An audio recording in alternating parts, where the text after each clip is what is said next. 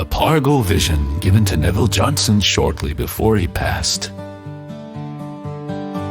I found myself in the dream standing on a beach. The tide was almost full, and somehow that seemed significant.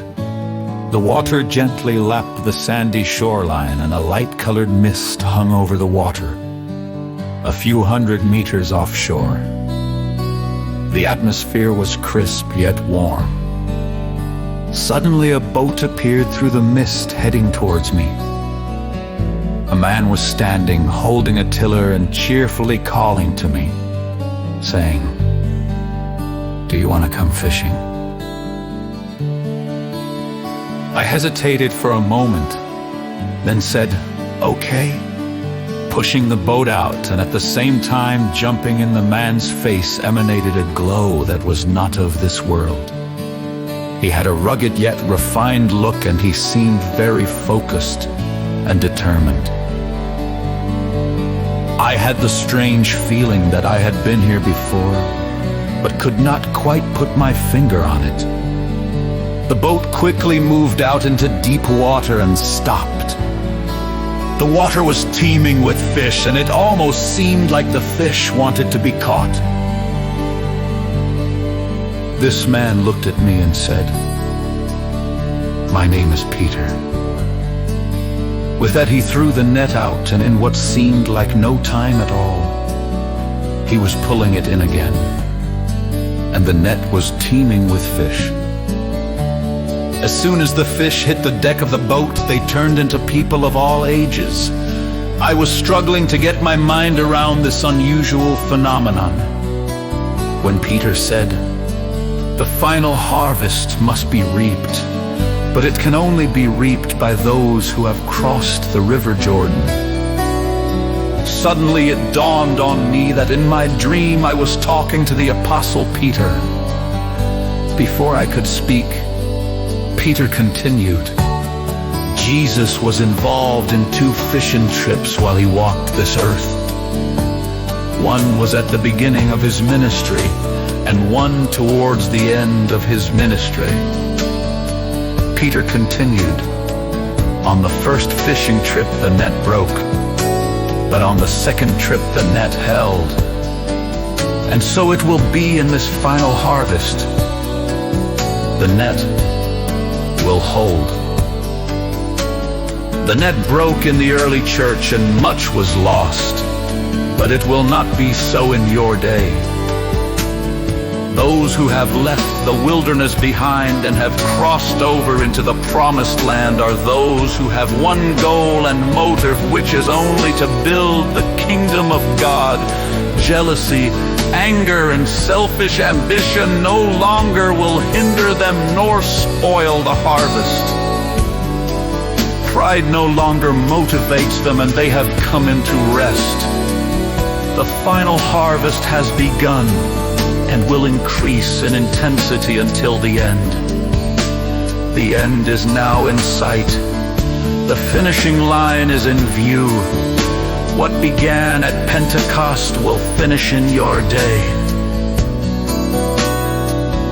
The great cloud of witnesses watches with great joy and anticipation for the final consummation, just as the harvest began with 1 generation in my day. So it will finish with this present generation in your day. My generation saw the foundations laid. Your generation will see the building completed. There will be many in your generation that will overcome all things, even death. My generation saw tares sown into the harvest field. Your generation will see all the tares removed.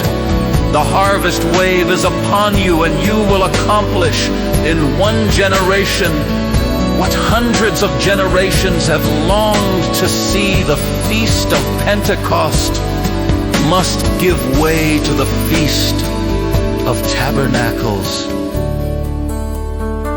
Your generation will accomplish that which the church could not over the past 2,000 years. The glorious shadow that emanated from the early church was just that, a shadow.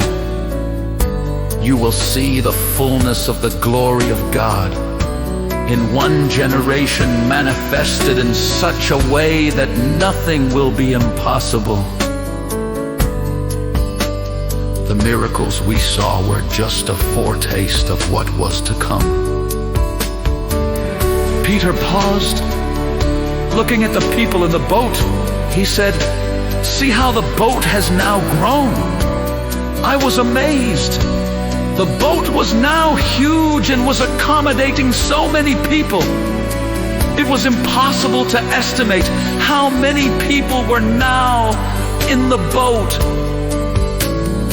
Peter continued, "The seed of early church martyrs will blossom in your generation. One seed will produce countless multitudes in the harvest of your day.